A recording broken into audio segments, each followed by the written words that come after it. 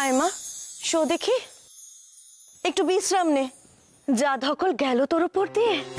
গৌরী, এবার থেকে কিন্তু নিজের ভালো করে খেয়াল রাখতে হবে। যা গেল, আমরা কিন্তু সত্যিই খুব ভয় পেয়ে গিয়েছিলাম। সত্যি কি বিপদটাই না গেল না গৌরীর উপর দিয়ে। এবার থেকে রাতের বেলা জানলাটা বন্ধ করে শোস কেমন?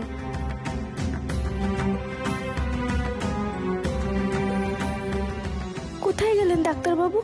উনি কি আসবেন না আমাকে দেখতে? গৌরীকে সুস্থ দেখছি, আমার বুকের উপর দিয়ে পাথর নেমে যাচ্ছে। সবাই যখন বলছিল গৌরীর নাড়ি পাওয়া যাচ্ছে না, আমাদের তো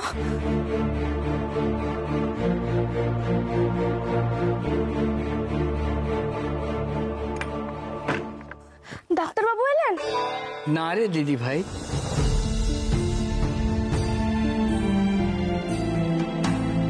আমি তোর জন্য মন্দির থেকে মায়ের পায়ের ফুল নিয়ে এসেছি।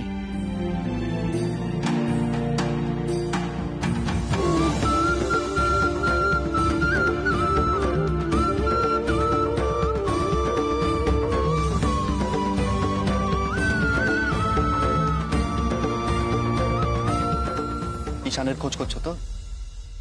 স্বয়ং নিজে মৃত্যুর সঙ্গে লড়াই করেও আজ তোমাকে ফিরিয়ে এনেছে গৌরী। অসাধ্য সাধন করেছে, কিন্তু কাউকে কিছু না বলেও যে কোথায় চলে গেল কে জানে। আমি জানি ডাক্তারবাবু আমাদের ওপর রাগ করে এখান থেকে চলে গেছে। রাগ করেছে? রাগ তো করারই কথা। আমি ওই সনাতনদার কথায় একবারের জন্য হলেও ভগবানের মতো মানুষটাকে অবিশ্বাস করেছিলাম। আজ ডাক্তারবাবুর জন্যই তো আমার গৌরী বাঁচল, নইলে যে মেয়েটার কি হতো। ওরকম ভগবানের মতো মানুষটাকে আমি কিনা অবিশ্বাস করলাম। ছি ছি ছি ছি। আর সনাতন দা, ওর লোকজন ডাক্তারবাবুকে খুব অপমান করেছে। আমার তো মনে হচ্ছে ডাক্তারবাবু এই গ্রাম ছেড়েই চলে গেছেন, উনি আর কখনো আসবেন না। কি বলছো মা? ডাক্তারবাবু আর আসবেন না?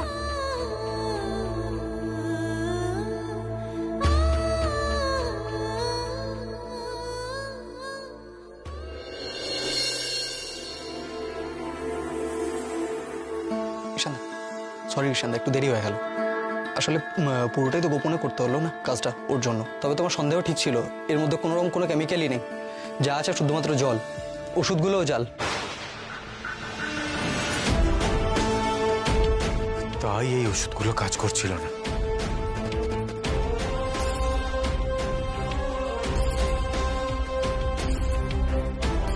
হাতে সময় নেই বেশি, মালগুলো নিয়ে বেরোতে হবে আজকে। ঈশানদা, কি হয়েছে? কি হয়েছে সেটা জানি না, কিন্তু চৌপাড়ি চিকিৎসা কেন্দ্রের ওষুধ কি হয় আর সেটা কোথায় যায় সেটা আন্দাজ করতে পারছি। এরপর এদের কি অবস্থা করি সেটা শুধু তোমরা দেখো। মানুষের প্রাণ নিয়ে ছেলে খেলা করছে এরা, ব্যবসা করছে। আজ গৌরীর যদি কিছু হয়েছে তো সনাতন সপুই, আমার হাত থেকে তোমার নিস্তার নেই।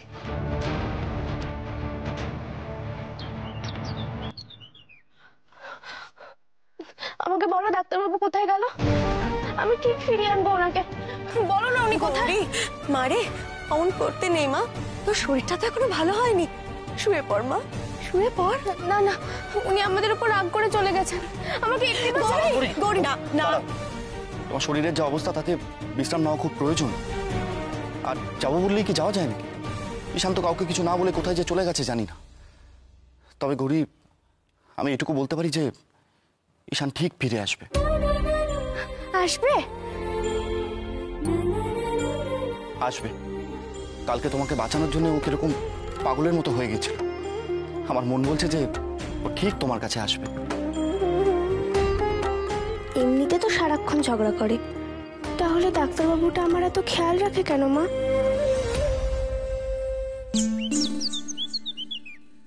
চল। আরে আরে কি ব্যাপার? আর সনাতন বাবু, এ কি অবস্থা আপনার? অফিসার, অ্যারেস্ট করুন একে। দেখুন না, সারাক্ষণ আমাকে মারধর করছে ডাক্তার। এটা ডাক্তার না গুন্ডা। কথা নেই বার্তা নেই, গলায় গামছা দিয়ে টানতে টানতে এখানে আছড়ে ফেললো। চুপ! আর একটা কথা নয়। অফিসার, অ্যারেস্ট করুন একে। আরে দাঁড়ান দাঁড়ান, সকাল সকাল ধরে এনে অ্যারেস্ট করুন বললেই তো আর অ্যারেস্ট করা যায় না। ওনার বিরুদ্ধে আপনার অভিযোগটা কি? অভিযোগ শুনলে আপনারা নিজেরাই এর ঘাড় ধরে লকাপে ঢোকাবে। এই লোকটা ওষুধ জাল করে। কি? মিথ্যে কথা, মিথ্যে কথা। আর একটা কথা বললে না। আরে কি হচ্ছেটা কি এটা? এখানে আমরা আছি তো নাকি? হ্যাঁ, আচ্ছা আপনি কি বলছিলেন? আপনার কি ওষুধ জাল করে নাকি, সেটা খুলে বলুন তো। এই সনাতন সাপুই, এই লোকটা চিকিৎসা কেন্দ্রের ওষুধের ভায়ালে জল মিশিয়ে আসল ওষুধ বাইরে পাচার করে। এর বিরুদ্ধে আমার এটাই সব থেকে বড় অভিযোগ। আপনারা প্লিজ একে অ্যারেস্ট করুন। কি সব বলে সে কথা? এ তো সাংঘাতিক কাণ্ড। সনাতন বাবু, আপনি এসব করেছেন? মিথ্যে কথা বলছে ডাক্তার। কি প্রমাণ আছে ওর কাছে? আমার উপর অপবাদ দিচ্ছে। ওকে ওকে প্রমাণ দিতে বলুন। আচ্ছা ডাক্তারবাবু, আপনি যে ওনার নামে এত অভিযোগ করছেন, আপনার কাছে কোনো প্রমাণ আছে? এরা রাতের অন্ধকারে চিকিৎসা কেন্দ্রে ওষুধ ছড়াতে ঢুকেছিল, আমি নিজের চোখে দেখেছি। সে তো খুব ভালো কথা, কিন্তু এখানে তো একটা মুশকিল আছে, বুঝলেন কি না? আরে বাবা, আপনি তো এক্ষেত্রে নিজে অভিযোগকারী, তাই আপনার চোখে দেখে তো আমরা কিছু করতে পারবো না। আর তাছাড়া আপনি তো সনাতন বাবুর নামে মিথ্যে অভিযোগও করতে পারেন। ঠিক আছে ঠিক আছে, এই ঘটনার কোনো সাক্ষী আছে? আছে। বলতে বলুন, ওকে বলতে বলুন কে সেই সাক্ষী। বলো ডাক্তার, সাক্ষীর নাম বলো।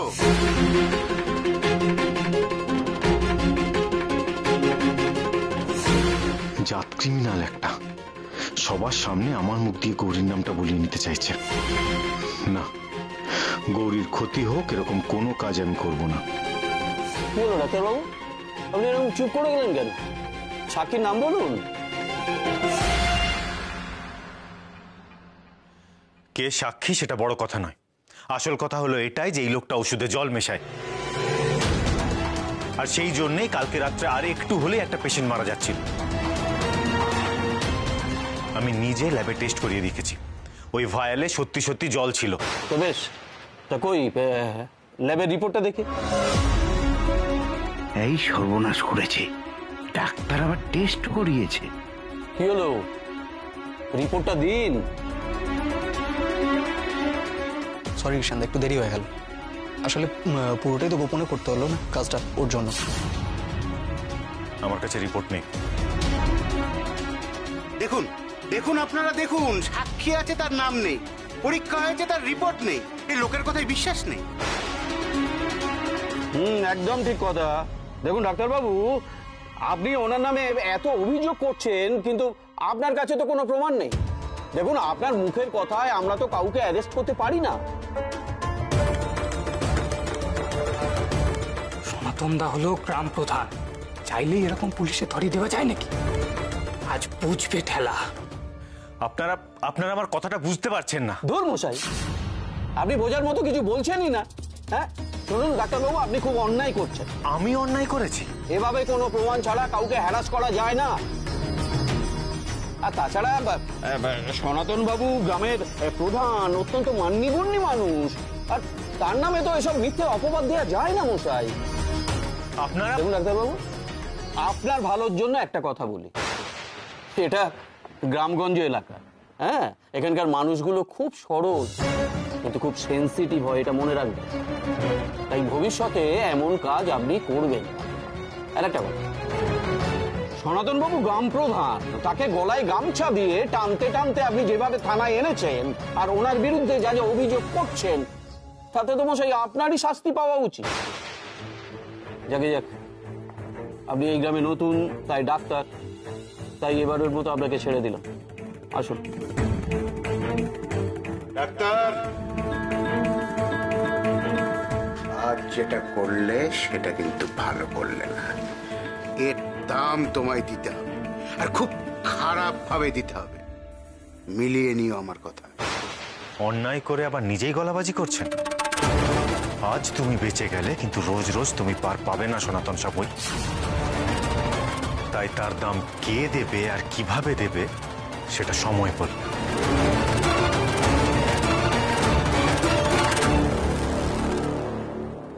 আজই এ গ্রামে ডাক্তারের শেষ দিন।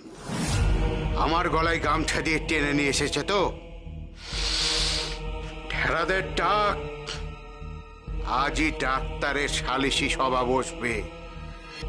গ্রাম শুদ্ধ লোকের সামনে ওকে অপবাদ দিয়ে ওর মুখে যদি চুনকালি না লেপেছি, তো আমার নামও সনাতন সাপুই না। ডাক্তার বুঝবে কত ধানে কত চাল। আপনি যে বললেন ডাক্তারবাবু চলে আসবেন, ওই উনি তো এখনো এলেন না। আরে বাবা, আসবে আসবে, একটু অপেক্ষা করো, চলে আসবে এক্ষুনি। কই গো, কোথায় গেলে? উফ, বাজারে যা ভিড়। তবু ভাগ্য ভালো যে বিলটির জন্য টিয়ার জন্য একটু ওই চিংড়ি মাছ পেয়েছে, বুঝলে তো? ওই টিয়ার বিলটুতে খেতে ভালোবাসে, তো একটু তুমি ওই শস্য বাটা দিয়ে বেটে একটু রান্না করে দেখি। এ মা, চিংড়ি মাছ নিয়ে এলে? চিংড়ি মাছ তো গৌরী খায় না, জ্যান্ত মাছ ভালোবাসে মেয়েটা। যাও না গো, একবার বাজারে যাও, একটু জ্যান্ত মাছ নিয়ে এসো। মেয়েটার তো শরীর দুর্বল, জ্যান্ত মাছ খেলে উপকার হবে ওর। হ্যাঁ, সে তো বুঝতে পেরেছি, কিন্তু এত বেলায় তোমার গৌরীর জন্য কে জ্যান্ত মাছ নিয়ে বসে আছে শুনি? মাথাটা খেয়ে নিল একদম, যা এনেছে সেটাই খাবে। তোমাকে বলাটাই না আমার ভুল হয়েছে। মেয়েটার যে শরীর খারাপ, কি খাবে না খাবে তা নিয়ে চিন্তা করা, তাহলে তো হয়েই গেছিল। শোনো,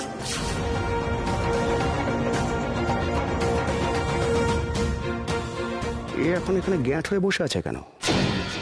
মাছটা রান্না করে রাখছি, একটু চা দিয়ে যাও।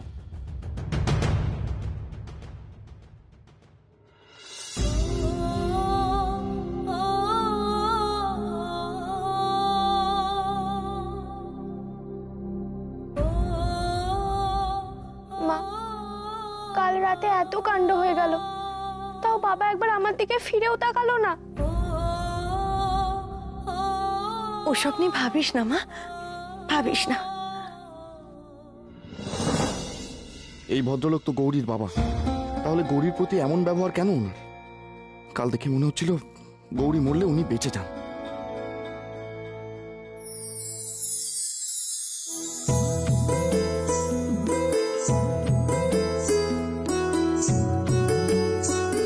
কষ্ট পাস না, তোর কি খেতে ইচ্ছা হয় বলবি, আমি এনে দেব।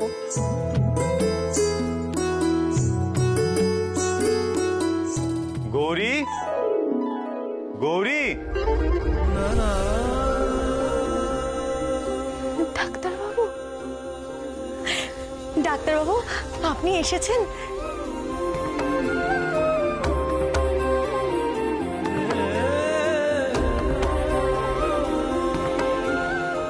এত সব কি এনেছো?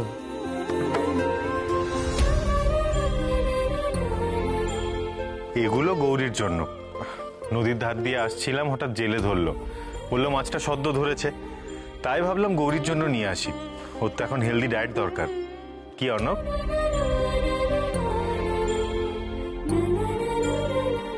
এই নিন, ধরুন। ডাক্তারবাবু, এই এত কিছু কি দরকার ছিল? শুধু রোগীর চিকিৎসা করব আর তারপর তার খেয়াল রাখবো না, এরকম ডাক্তারি তো আমি পড়িনি। আপনি বসুন, আমি এগুলো একটু রেখে আসছি। ভাগ্যিস ডাক্তার দাদা তুমি মাছটা এনেছো, নইলে তো দিদির আজ খাওয়াই জুটত না। আহ, কি হচ্ছে? ঈশান, কথাটা কিন্তু খুব একটা ভুল বলেনি। ডাক্তারবাবু, আপনি কোথায় চলে গেছিলেন? বলছি, তার আগে এটা বাড়ির চারিদিকে একটু ছড়িয়ে দিতে হবে। এটা কি? বিল্টু বাবু, এটা হচ্ছে কার্বলিক অ্যাসিড। এটা ঘরের চারিদিকে ছড়িয়ে দিলে আর সাপ আসে না। এই নিন, ধরুন। ডাক্তারবাবু, আপনাকে তো ধন্যবাদটুকুও জানানো হয়নি। আপনি না থাকলে আমার গৌরী যে বাঁচতো না, কি যে হতো কে জানে। এই ঋণ আমরা কোনোদিন শোধ করতে পারবো না। এসব কথার কোনো প্রয়োজন নেই। কই, দেখি একটু।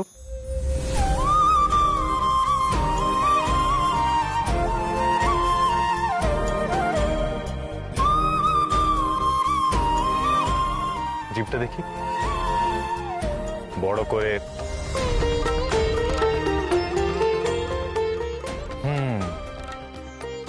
তা এখন কেমন বোধ হচ্ছে? ভালো। তাহলে আর কি, আবার বেরিয়ে পড়ো ধেই ধেই করে নাচতে নাচতে। আবার বাজে কথা, আমি কি সবসময় নেচে বেড়াই নাকি? এই তো আপনার মেয়ে একদম ফিট হয়ে গেছে, ঝগড়া করছে মানে ও একেবারে সুস্থ হয়ে গেছে। আবার আবার আপনি আমার ঝগড়াটা বললেন।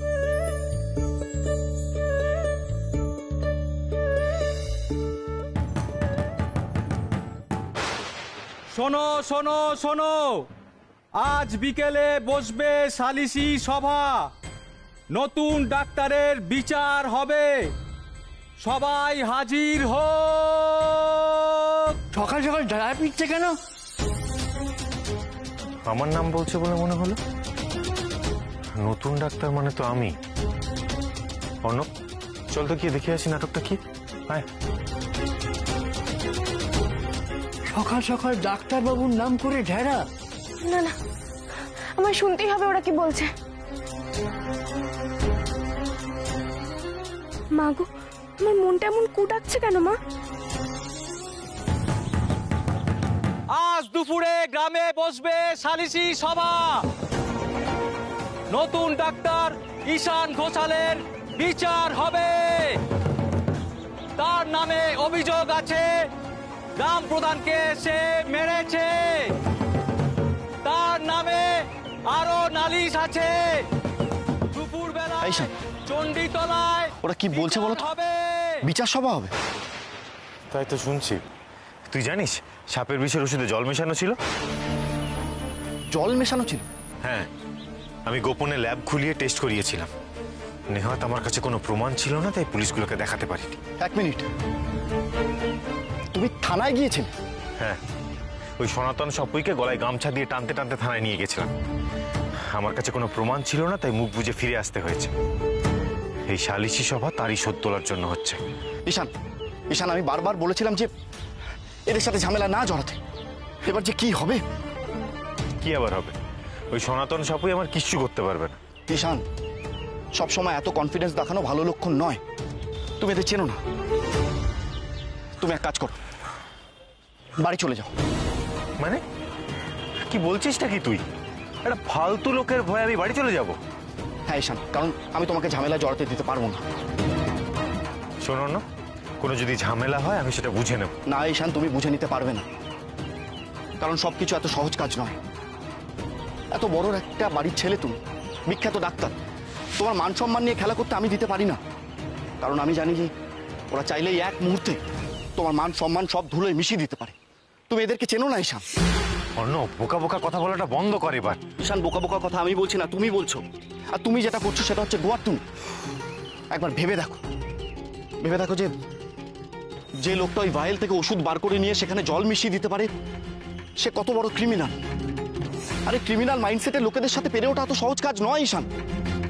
তোমার এই সালিসি সভা সম্বন্ধে কোনো আইডিয়াই নেই। তোমার এগেনস্টে মিথ্যে অপবাদ দেবে, সেটা প্রমাণও করে দেবে। তোমার এগেনস্টে এক গাদা লোককে দাঁড় করিয়ে দেবে। তুমি কিচ্ছু করতে পারবে না ঈশান। গ্রামে গ্রামে ঘুরে আমি এসব এক্সপিরিয়েন্স করেছি, সেই জন্য বুঝছি সনাতনের সঙ্গে তুমি আর ঝামেলা বাড়িও না। কি যাতা কথা বলছিস বলতো? যা খুশি একটা অপবাদ দিয়ে দিলেই হলো। দেশে আইন কানুন নেই? আইন কানুন নেই ঈশান, আইন কানুন নেই। কারণ এই সালিসি সভার অন্ধকূপের মধ্যে না আইনের আলো ঢুকতেই পারে না। এই যে সনাতন, এই এখানে আইন, এখানে আদালত। নিজের স্বার্থের জন্য কত নিরপরাধ লোককে যে শাস্তি দিয়েছে তার ঠিক নেই। এটা খুব সেন্সিটিভ জায়গা, এখানে কেউ নাক গলাতে সাহসই করে না। ঈশান, একটু বোঝার চেষ্টা কর। দেখো, গ্রামের সব লোককে তোমার এগেনস্টে খেপিয়ে তুলবে, তখন কিচ্ছু করা যাবে না।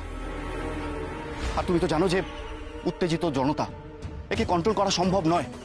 কত ভয়ঙ্কর হয়ে উঠতে পারে না। ঈশান প্লিজ, আমার কথাটা শোনো। তুমি এক্ষুনি বেরিয়ে পড়ো, প্লিজ বাড়ি চলে যাও।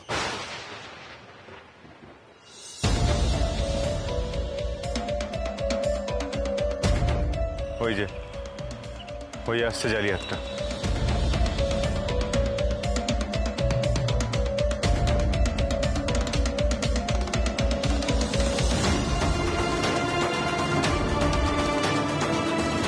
কি বন্ধুর সাথে কি আলোচনা হচ্ছে? যাকে যাকে যাকে সেসব জেনে আমার কোনো কাজ নেই। আশা করি খবরটা পেয়েছো ডাক্তার। তাহলে দুপুরে সালিশি সবাই দেখা হচ্ছে।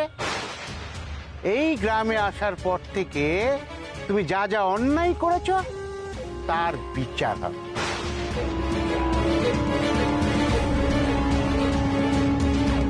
আর কে বিচার করবে? আপনি? না না না, আমি বিচার করার কে? বিচার তো করবে গ্রামের লোক।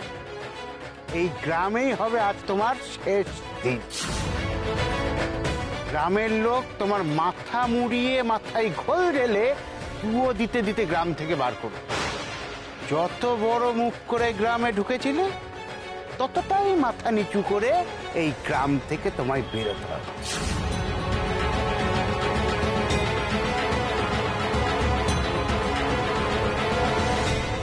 তোমার এমন অবস্থা হবে যে সারা জীবন তুমি এই দিনটাকে মনে রাখবে। তুমি তো খুব সাহসী, তাই না ডাক্তার? কিন্তু আমি তোমায় কথা দিচ্ছি, এই দিনটা স্মৃতি সারা জীবন তোমার মনে ভয় ধরাবে।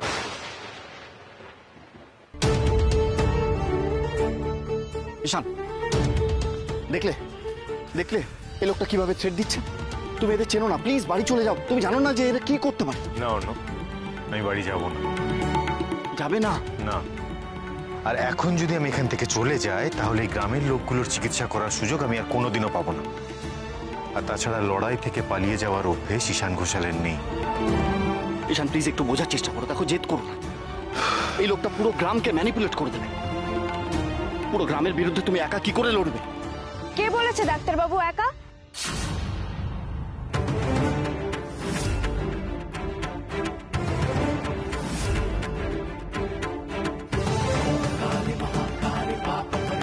আমি আছি ওনার পাশে।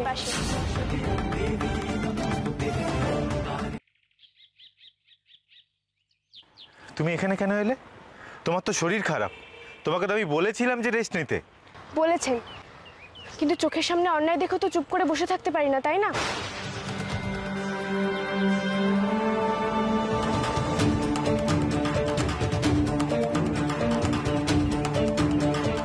সনাতন কাকা, একটা ভালো মানুষকে নিয়ে টানাটানি শুরু করে দিয়েছো তো, সে করো।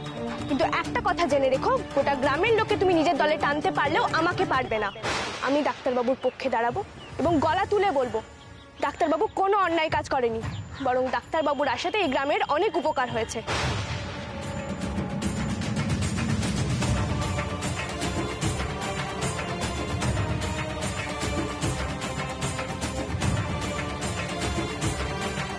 তাই নাকি?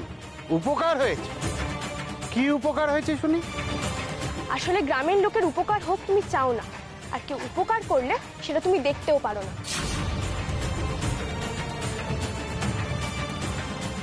কিন্তু আমরা দেখতে পাই, সেটা দেখি আর গলা তুলে বলার সাহসও রাখি।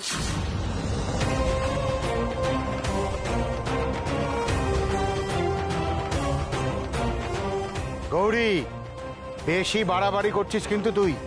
বাড়াবাড়ি আমি করছি না সনাতন কাকা, বাড়াবাড়ি তুমি করছো। এতদিন অনেক চিৎকার করেছো আমার উপর, কিন্তু আর পারবে না।